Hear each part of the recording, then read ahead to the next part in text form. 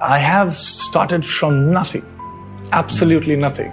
It's not even zero, it's like minus because I was doing something else. There was a momentum to become an engineer, and suddenly I discovered this thing that I really like, and I start doing it.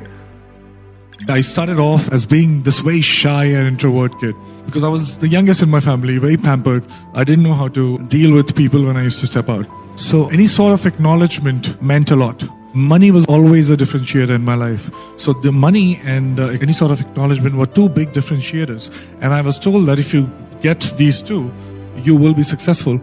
And I cleared all these engineering entrance exams, and I was studying, and I was just aware of what was happening. And I felt that, okay, this is not something, it's not giving me that high because it's boring. I was told that choose one thing, and they asked me, my parents and everybody who loved me, they said that you need to be an engineer. I have 4 sisters, so they were asked to be doctors. I was asked to be an engineer.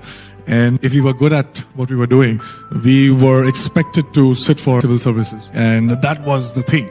After clearing such tough engineering entrance exams, when I went to that college, I found that there were no girls. And I was like, I felt cheated. I was like, okay, this is not what it is. Because they told me that work hard, be an engineer, and marry a nice girl, and that's what will happen. But there were no girls in my college. Somebody told me that, why don't you join dance school? And I went there. But something very interesting happened. While I was performing for the first time, I recognized this want of me that I really want to be, or probably I have been wanting to be understood. And that was the starting point. Shamak asked me to do theatre.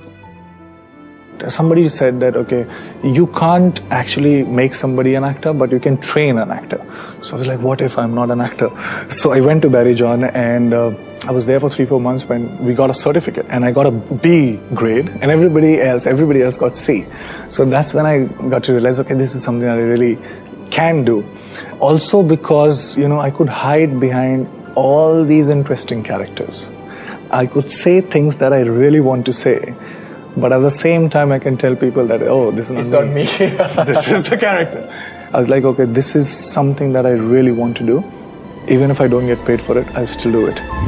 So just being aware of the process and just telling myself that if I can be in top 1% in something which I probably don't like, now that I've identified something that I do like and I don't care what people think of me, it doesn't feel like hard work. I want to take risks.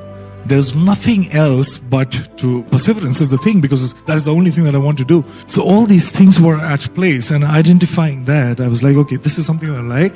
I can very well be in top 1% of this. And just being clear about my awareness, I dropped out. There are 2 things to it. Number 1 was, how did I convince myself into dropping out of a very prestigious engineering college into doing something which is very, very dicey. And number 2, what I found while doing it. So number 1 was that if I could be in top 1% in something that I don't like, I can very well be in top 1% which I absolutely like. And I promised myself a fancy house, fancy car. So I was like, okay, this is what you'll get, and drop out. And just 6 to 8 months away from getting myself a degree, I dropped out because I thought that it will be a better state to be in if I don't have a plan B. Because I won't be thinking that if nothing happens, I'll go back to this. I perform better when I don't know that there is plan B.